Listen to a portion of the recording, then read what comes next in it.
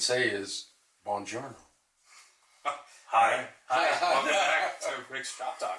Yeah, we're going to go over a little bit of adventure that I had over in Italy a couple of weeks ago, and part of that adventure was hitting the. You went to the Harley dealership in Italy? Harley of Italy. Yes. Harley of Italy. Yes. Ducati. Yeah. Ducati. Panigale.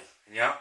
Panigale. So we're going to be looking through some of the pictures that you took. Yeah, we took some neat photos. I think it was quite an experience going there. The factory is huge, and it's in an area that is very industrial. It's not. It's not scenic. It's Italy. not. It's not scenic Italy. You're in the belly of the beast. Yeah, the city. Right. Same area where I think it's either Lamborghini or Ferrari. They're all in the same area, and you can tour all the factories and stuff, but I wasn't able to get a factory tour because it just didn't happen on the day. Don't they know who you are? Exactly. Mm-hmm. Well, I gave him my card, and that and a couple of euros will get me there you go. Pat on the back. Yeah. Nice. So on our way in, I did make sure that I put a sticker on the. There's a Rick sticker right there right? on the gate going in, so they know. There was. It's not there anymore. Who knows if it's there anymore? I don't know. But it was a cool place, and. Well, what'd you see? Let's hear it. So, walking up the stairs outside of the building, the first thing you see is the brand new, I believe it's the 2026 Scrambler. Scrambler, The brand new Scrambler. That bike's a big seller for them. They're very proud of it. Yep. So that was their focal point when you walked in. And then walked in, and the museum is in somewhat of a semicircle going around, and off of that circle are small anterooms that you can go in and see. And they started out with their first motorcycle. The first production motorcycle. Yeah, what was the name of that? The name of it was the first production motorcycle. Yeah. It's in Italian. It's a 60 Italian, cc. Yeah. And then I think the next piece that we saw was Dr. T's 125 oh, nice. Sport. The sports single. That was the first one designed by him. Yeah.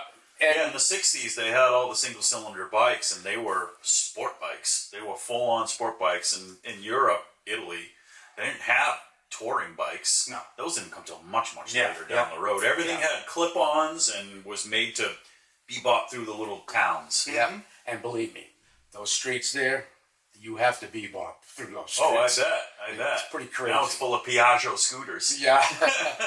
It is Scooter City over there now. Yeah. But then going along, they had a real neat a cutaway engine there nice. on one of the singles. A single Desmo. Yes. Yeah. And then Desmo, if you don't know, means no valve springs. Desmodromic valve actuation. No valve springs. Yep, the cam opens and closes. With rockers, an opening rocker and a closing It's a lot simpler engine, way less maintenance. Yeah. Well, it's the signature. But the valves never float. No. Valves, you can rev it till parts squirt out the side of the motor. Yep, it never floats. So, and after that, I took a couple of photos of the semicircle of vehicles there, and they had Paul Smart's bike there. Nice, 72, right? Yeah. 72 Imola winning bike. Yeah. Imola. I always say Imola. Yeah. Whatever. And then Yell at me for my pronunciation. And then they had Halewood's bike there. I mean, if you're talking about classic motorcycle, that's got to be. And Mike's NCR 900 that won the 78 Isle of Man, the world famous motorcycle. Those two bikes, I think, are the most iconic of Ducati's racing bikes. The Paul Smart 750, and then Halewood's 900. Yep. For the race bikes, anyway. And then, of course, after that, you've got some real landmark motorcycles as you walk down the line, because you already showed us the photos. I did, and then all these little ante rooms off of it had like. So they weren't rooms. They weren't rooms. They were against rooms. Yes, they were anti-room. So we went in there, and there was a couple of them that that had exploded assemblies. Ah. They had the L twin there on a stand, which is kind of cool to look at. Yeah.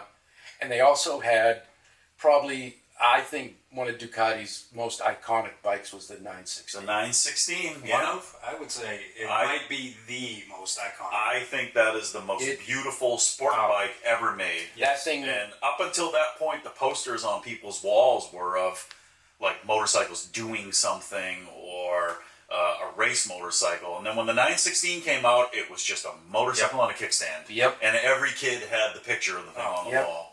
Because it's artwork. Dr. T. Yeah, Artwork. absolutely Yeah. beautiful. Just beautiful motorcycle. Yep. And I'll tell you right now, you can't get enough red over there. Yeah. And, it's they know how to exploit the color, so to speak. Mm-hmm. And then as you go around the rest of the thing, they had the actual racing leathers of a whole bunch of their winning. All winning the riders. leathers were hanging up. Yeah. Yeah. Fogarty and a few others I remember you showing me. Yeah. It was quite an experience going there. If you get to go over towards the Bologna area, I love Bologna. it's just up the street, so to speak. But don't expect to see any Italian artwork other than motorcycles there. It is the rest artwork. of it. Yeah, That's is right. artwork. That's I artwork. have 2 Ducatis in my house because they're artwork. Artwork. Yeah. In fact, one of the ones that you have, I have that picture. Oh, that's right. Yeah. What is the 851, right? No, 750 F1. Oh, it's 86 750 F1. 750 F1. I believe there's an 851 in the museum and an 888, but the 750 F1 is the one I have in the house. Yep. That's a neat looking The bike. thing about Ducati, it is artwork, but it's It also is. fast. Yeah, they handle. Yeah. That was Ducati's thing. They were low on horsepower compared to the other manufacturers' bikes, but they handled unbelievable. Somebody was asking me, I said, well, a lot of times they would design a bike for a specific track so that bike excelled, where the shortcomings were hidden and its finer points were accentuated. There you go. Yeah, so Yeah. that was that's what they did because they weren't the biggest manufacturer at that time. Did the factory smell like coffee or garlic or anything? Nah, Wow. it smelled like old industrial city. That might have been just you.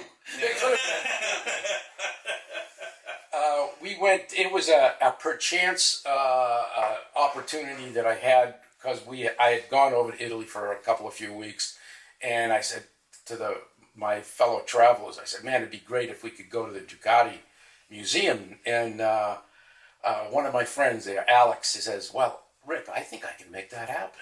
And Nice. and he did his magic, and we got tickets, and we got train passes, and we were there, and we walked every single day, another 5 miles to get to the factory. Uphill both ways. Oh, actually uphill on the way, and we took a taxi back. There you go. Yeah. Well, you'll have to visit the Harley Museum in Milwaukee so you can I'll kind of do that. do the comparison. Yeah. We've already done the shop talk on the Harley Museum, and I'd like to hear the differences between the two. Yeah, I have to say that the picture you showed me in the front of the Ducati building, Yeah. the Ducati sign, I think the Harley sign like that is bigger. It probably is. There's a picture of you standing there. Yeah. I'll tell you what, that sign's pretty cool though. And, No, everything's cool about it. Yeah, for sure. everything's cool about it. Yeah. And Awesome. I'll tell you right now, go to Italy. The food, they can't make bad food. It's a long boat ride for It's- me. yeah. Don't know. Anyway, that's all I got for you on the Ducati Museum. Ciao. Ciao. Ciao. Arrivederci.